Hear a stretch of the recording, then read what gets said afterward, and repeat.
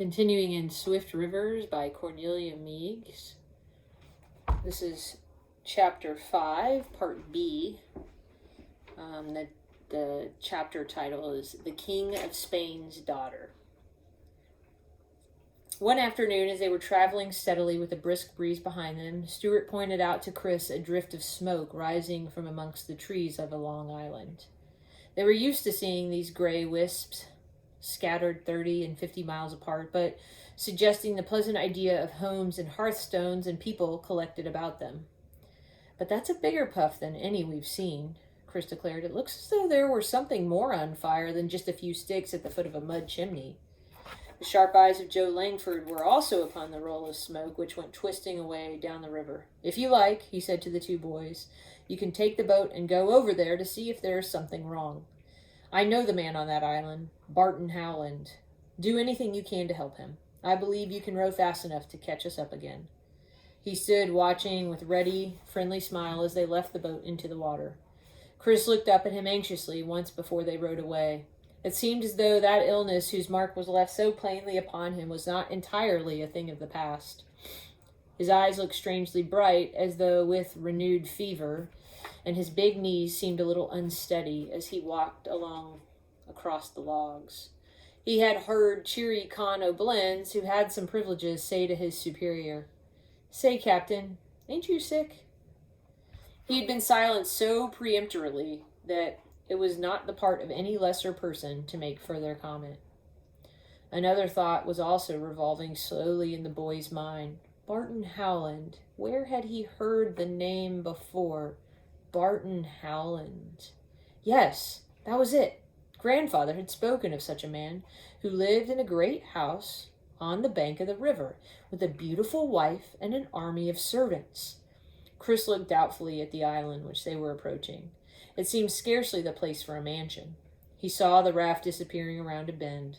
It was the first time that he had let his logs travel without him, since they had set forth, he and they, down the Goosewing River.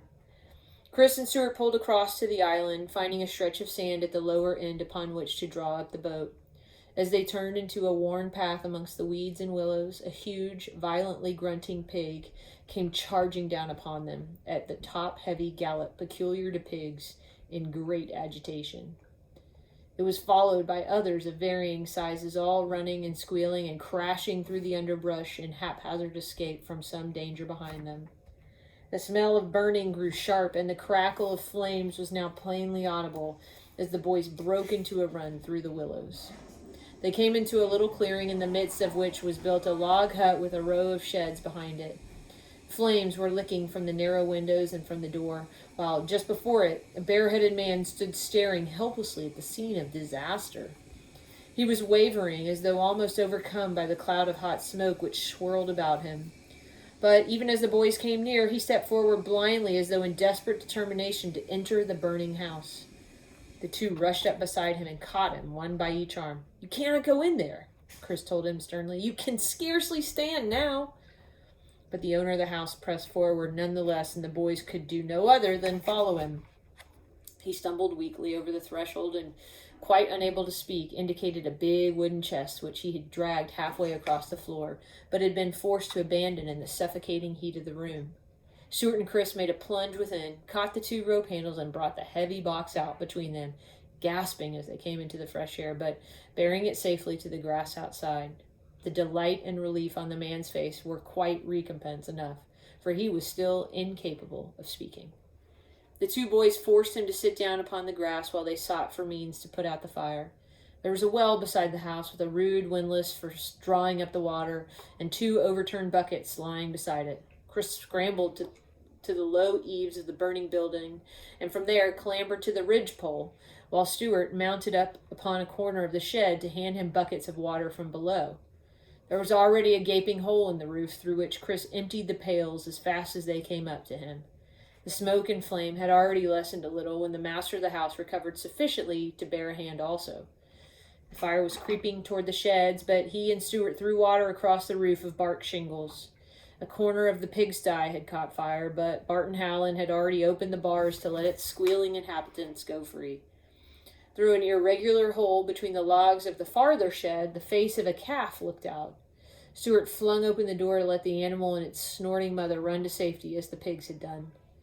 It was a small but fierce conflagration and was not quenched without great labor on the part of the three.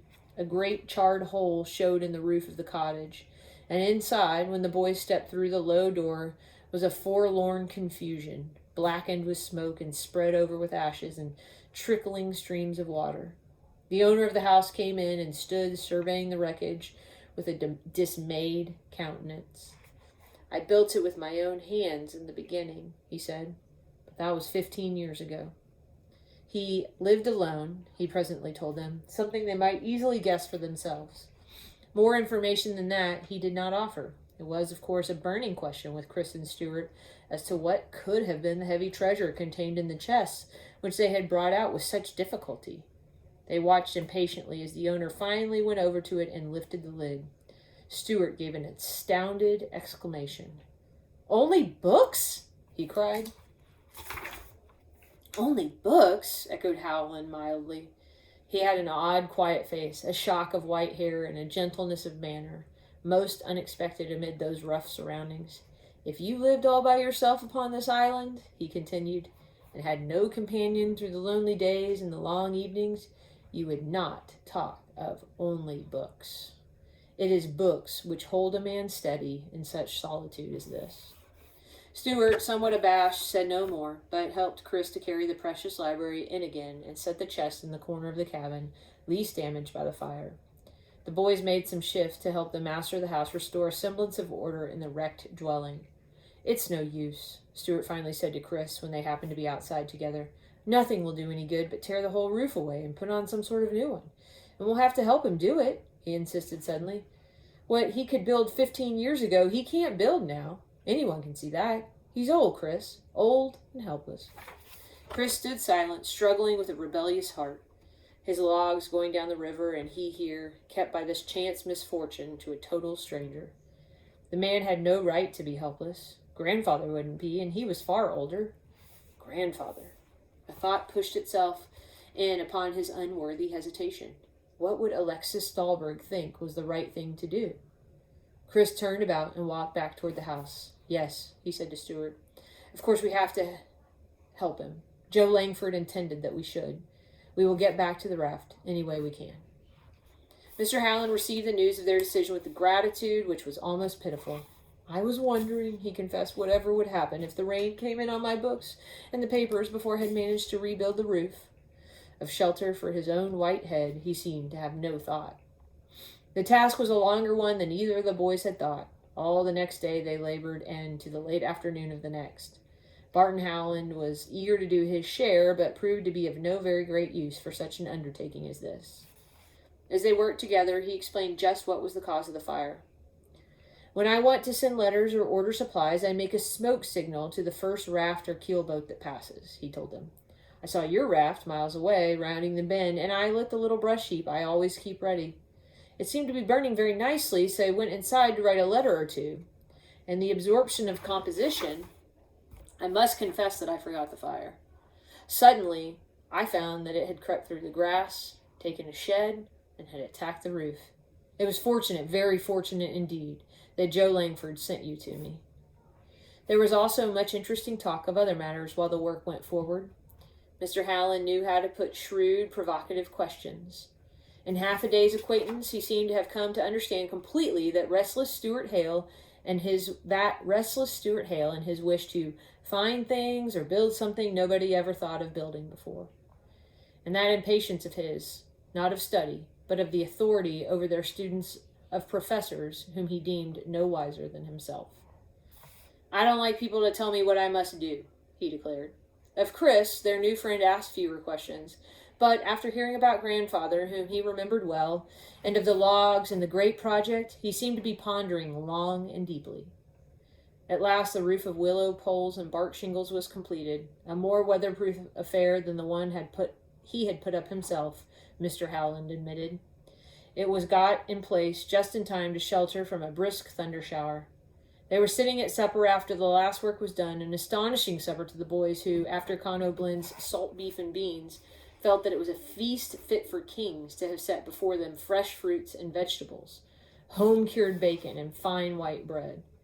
Mr. Barton Howland was a surprisingly excellent cook. "I have studied the delicacies of all countries," he observed modestly. "Thus I should know something of how to reproduce them." He fell now to asking steady, purposeful questions of Chris about that region where the boy lived, of which he himself had heard first from Alexis Dahlberg. He nodded several times in smiling satisfaction over what he learned. "That valley must lie near to the very limits of the Louisiana Purchase." He flung up his head and went on with a fire of enthusiasm in his eyes. "The whole empire of Jefferson's Purchase was bought from France, but it belonged, through the most of its history, to the crown of Spain. Beautiful it is beyond words, with its rivers, its woods, its treasures of mines and of furs, its plains where grain can grow, enough to feed the whole world. I like in my heart to call that province the King of Spain's daughter. For the King of Spain never had a fairer realm.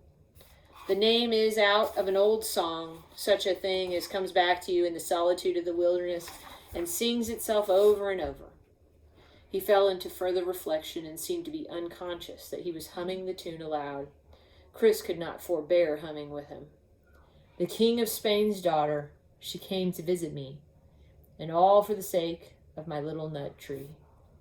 The boy wondered if he could tell the stranger how the same air had sung itself through his childhood and had given a name to the walnut tree by the cabin door. He did not try to put his small tale into words, but the look of comprehension in his eager blue eyes caught Howland's notice and was answered with a smile of understanding. I think it very important," the man said, "that someone in high places should know of the wealth and abundance of that valley which lies so far to the north that it is at the very border of the Purchase. We of the United States have been very vague and careless. For a long time, we did not know just what was the southern limit to what we had bought, and it is not yet decided where the upper boundary between our territory and Canada is to lie." He seemed to be pursuing some important thought within his own mind, for it was a space of minutes before he went on.